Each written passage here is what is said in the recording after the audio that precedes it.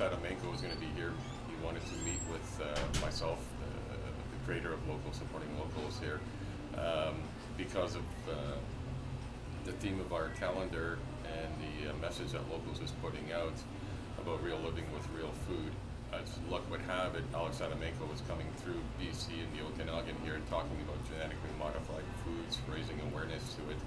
So this is our break in the day, and this will, help people to understand exactly what's going on. Thank you for coming.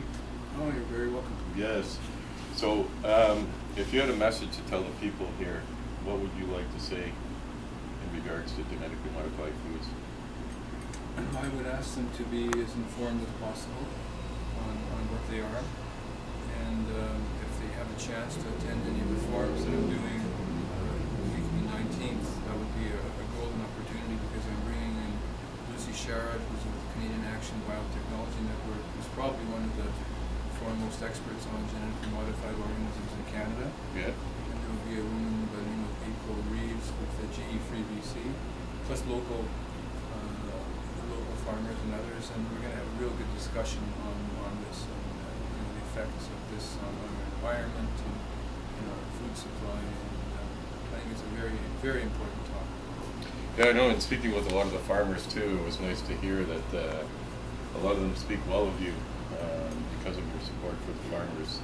Like, you tried to bring forth Bill 474 to help protect the farmers from this technology, and yet, if I'm not mistaken, the Liberals and Conservatives were attending a meeting in either U.S. or in Canada somewhere with the board of Monsanto while your debate was going on. Well, it's not that.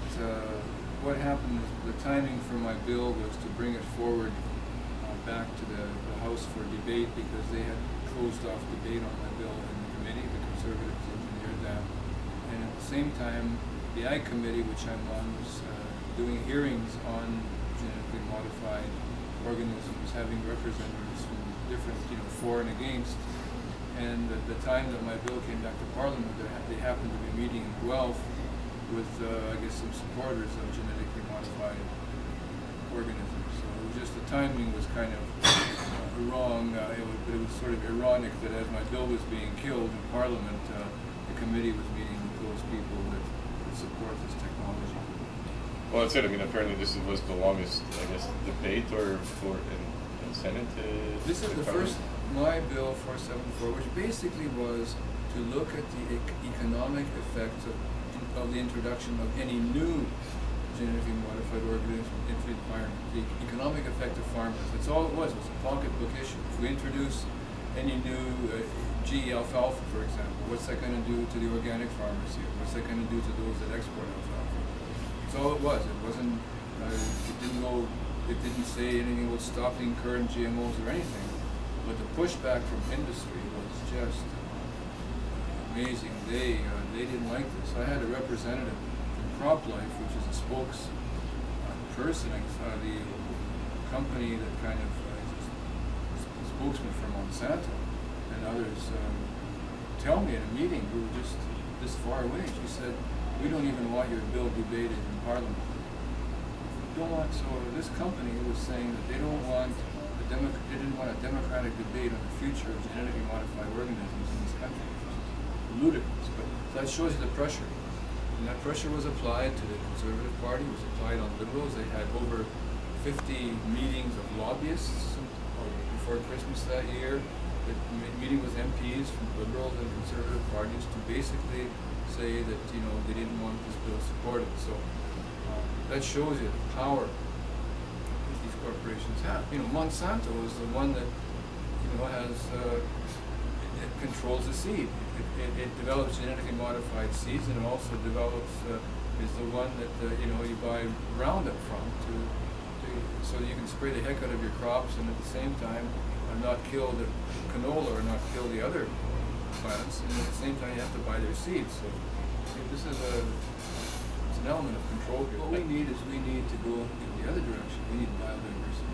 Yes. We need to have a biodiverse system of agriculture, so that you don't just have one company controlling the seeds. Farmers need to be able to save their seeds. They need to be able to not feel threatened. We have the case of poor Jesse Schmeiser. I'm sure you're aware of what happened to him. Yes.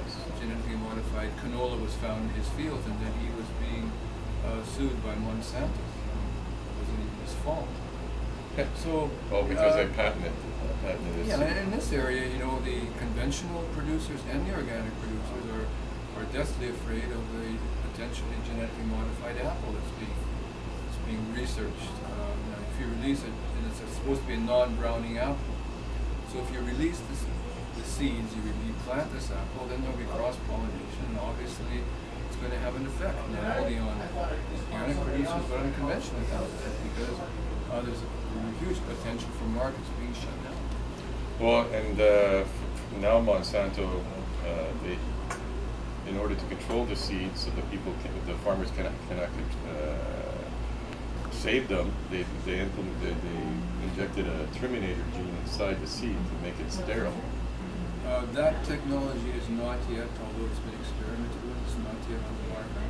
Okay. There's no terminator technology, but what they do is there's two things. They make the plant, they splice a gene from another organism into a plant, such as canola, and make it herbicide tolerant, which means that you can spray the heck out of canola with Roundup and not kill the plant, but kill all the weeds around it. The other technology that is available is called BT technology, where they take and splice a gene, I think it's from a mouse or something, or not a mouse, but some other organ bacteria into corn. And so when the insect eats the corn, it dies. So this poison is in the plant, and that's called the BT technology. And so then they control the seeds of the corn. Right now, what we're finding with the herbicide tolerant, we're finding that plant weeds are becoming resistant because they're being constantly sprayed with Roundup. So now I've read that we found out that companies developing soya, which is also genetically modified, is developing a soya seed that will not only be resistant to Roundup Ready, but also to 2,4-D. Now, 2,4-D that's Agent Orange, plus another chemical. It'll be 3 chemicals, so they can spray the heck. They'll be able to spray the heck if this technology goes forward with all 3 chemicals to kill the weeds. And the question, of course, we have to ask ourselves is what residue is there in the actual plant? And right now, soya is used. Genetically modified soya is basically used to feed animals. It's not in the food chain as far as I know. But however, this is Yeah, but if it goes into the animal, I mean, we got to. Well, there you go. Sure. Yeah. Then it's funny. Some people try to say that GMOs have been around for 20, 30 years, and yet 20, 30 years ago, the rate of cancer is nowhere close to what it is today. So, I mean, anybody good with blocks when they were a kid can piece this together that our health problems are actually in our food today from this technology. There's some studies, isolated studies done here and there that are starting to show the negative effects on health.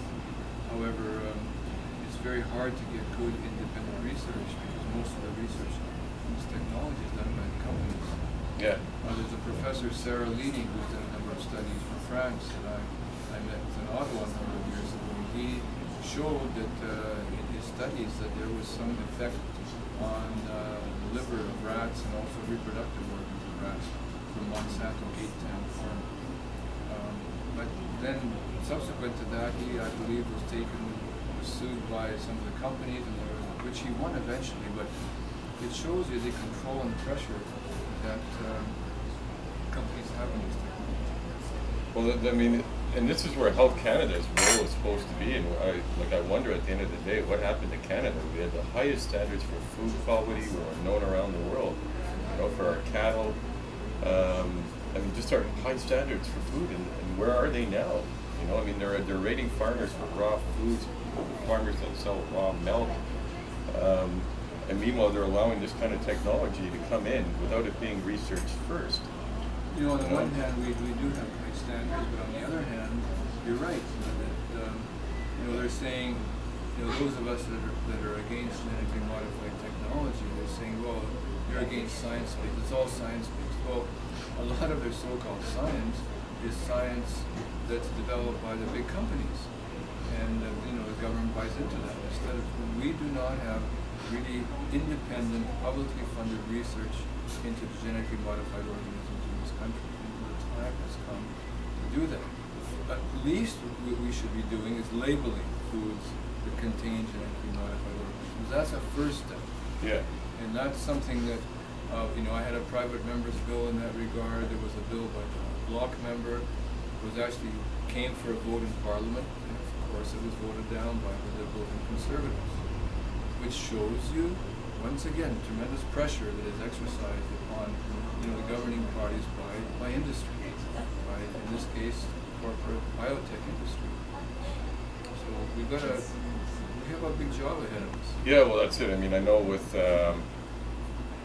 in BC here, the farmers are being left hung out to dry here. I mean, it's hard for small farmers to actually make it now. Like, it's amazing how many of the farmers we've talked to that they need second jobs just to make it. Kevin, this is a pattern right across Canada. And ironically, the farmers that are making it are those that have diversified and are organic and are producing for farmers markets. So, looking at local markets, they seem, there are many farmers that are making ends meet, whereas a lot of your big operations aren't making it. Something like 70% of the farms across Canada need off-farm income to survive. But look, take this area. Our apple growers, our cherry growers, our fruit growers are being hammered by food coming in from the United States and other countries at prices that are below the cost of production. So you have the United States, which subsidizes their apple industry. Because we've signed on to NAFTA, there's a free flow of goods across the border, and they can literally dump. Dumping means selling below the cost of production. So they'll take a couple of truckloads of apples and bring them across the border, sell them at a price that undercuts our farmers, and our guys aren't getting any money, and eventually they either leave the industry or they're scrambling to try to get new crops going or new varieties or moving into line, and it shouldn't be the case.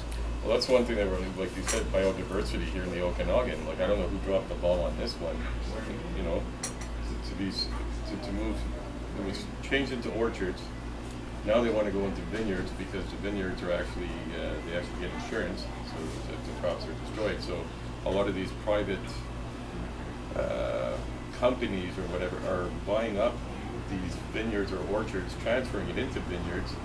And they don't even live here, so we don't have that biodiversity going on. So hence all the spraying that will take effect because we don't have enough cattle farmers, chicken farmers, ground meat vegetables. Which at the end of the day, in order to be self-sustainable in our community, we need this type of vegetation here. We have, our farmers are probably the best in the world. All they want to do is to really make a living. Yeah. But you can't make a living when our country is permitting influx of produce from other countries at rock bottom prices. Before we signed on to NAFTA with the United States or Mexico, before we had a free trade agreement with the States, we had in-season tariffs. So during vegetable producing season, our farmers were protected by tariffs at the border that made it not too profitable to bring in produce into our country, which made sense. During the season, we protected our farmers. Off season, we would probably allow produce to come in. That doesn't work anymore. You got, I was in Ontario on my Food for Thought tour, which you're probably familiar with. When I was told that Ontario used to be a producer of garlic, used to export garlic. You can hardly find Ontario garlic in Ontario. Where does it come from? China. What are we doing to ourselves? And these people here are doing the best. Our farmers are doing the best they can. They're diversifying to try to develop new varieties of apples. They're moving into grapes to try to make a living. But it's hard when you don't protect your farmers, by allowing all sorts of cheap produce to come in. Well,